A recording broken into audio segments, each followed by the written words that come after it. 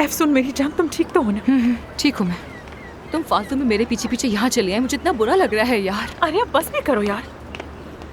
अब तुम बाबा को फार्म का कैसे बताओगी? वो बेचारे तो गम से आधे हो जाएंगे। परवीन साहिबा वैसे भी उस फार्म का आखिर करेंगी क्या? सिर्फ मुझ पर दबाव डालने के लिए ऐसा कर रही हैं वो। बहुत हैरान हूँ, बहुत ज्यादा। अरे वो बोल क्या रही थी मुझसे? कहती है कि उस फार्म के लिए हम कर्जदार हैं उनके, और हमें ही नहीं मालूम। मगर सही है वो कहती है कि वो फार्म उनका है तो हम और क्या कर सकते हैं फिर, है ना? जाके खुद ही संभालें। एफसून बस करो यार। मुझे तकलीफ किस बात की हुई ये जानती हो तुम? मुझे लगा वो माफी मांगेंगी मुझसे, मुझे छोड़ देने के लिए। बचपन में मुझे माँ के प्यार से महरूम करने के लिए माफी मांगेगी, लेकिन आखिर हुआ क्या? वो तो मुझे हायर करना चाह रही है। मुझे लगा कि शायद वो बदल गई होंगी, लेकिन वो तो आज भी उतनी खुदगर्ज की खुदगर्ज है। वो बिजनेस वुमेन है, बात मनवाना अच्छी तरह जानती है। वैसी ऑफर मुझे बुरी नहीं लगती। मैं ही पागल थी जो उस औरत से उम्मीदें लगाकर बैठी हुई थी। क्या सोची थी कि वो बदल जाएंगी? वो मुझसे कारोबार करवाना चाहती है तो उन्हें कारोबार करके दिखाऊंगी मैं। सबसे पहले तो तुम अपने जज्बात को साइड में रखकर बात करो। इतना बड़ा फार्म है, फसलें हैं, घोड़े हैं। अरे सिर्फ 3 महीने ही तो काम करना है और फिर वो जमीन तुम्हारी हो जाएगी। हाँ, एहसान भी उतर जाएगा और उनसे मेरी जान भी छूट जाएगी। मैं होती तो कबूल कर लेती। तुम तो रहने दो मानूर। मैं जानती हूँ कि इस्तांबुल आने के लिए तुम कुछ भी करने को तैयार हो जाओगी। बस 3 महीने चाहिए, फिर फार्म हमारा हो जाएगा। ठीक कहती हो, दिमाग से सोचते हैं। हाँ ठीक है, डन करते हैं। परवीन साहबा को बोलते हैं कि हमें ये कबूल है। क्या हम इस्तांबुल में रहेंगे? क्या कर रही हो? आहिस्ता बोलो, तुम पागल हो गई हो क्या? मुझे तो यकीन ही नहीं आ रहा। तो फिर अब से बॉस होंगी मैं। सबसे पहले तो उस ड्राइवर को फारिग करूंगी। हाँ। क्या बात है, ये इस्तांबुल में आ गई हूँ। अब तुम जाकर किसी और की चापलूसी करोगे।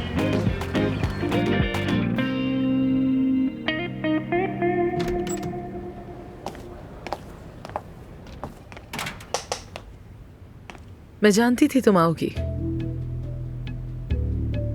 इजाजत हो तो बात कर लूं अपनी बेटी से।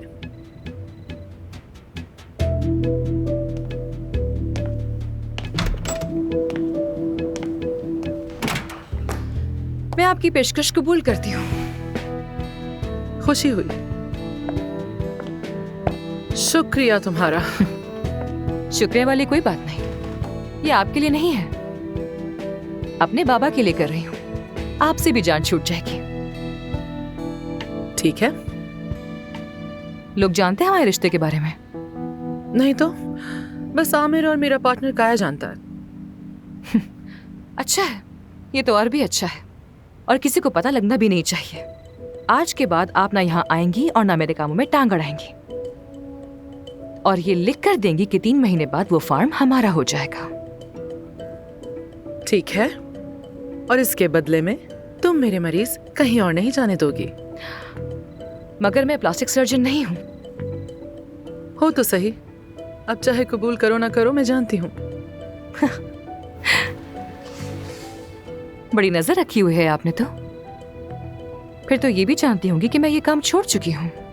अमेरिका से तुमने बेहतरीन सर्जन का अवार्ड भी रिसीव किया मैं है। सिर्फ डर्मेटोलॉजिस्ट के तौर पे आऊंगी, वरना ये सौदा खत्म समझे।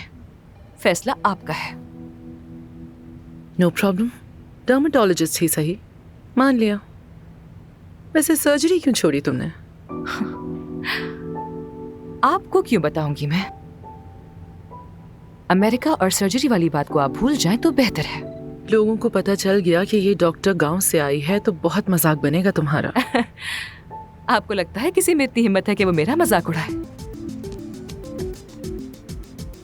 चलो क्लिनिक देखना चाहोगी क्या?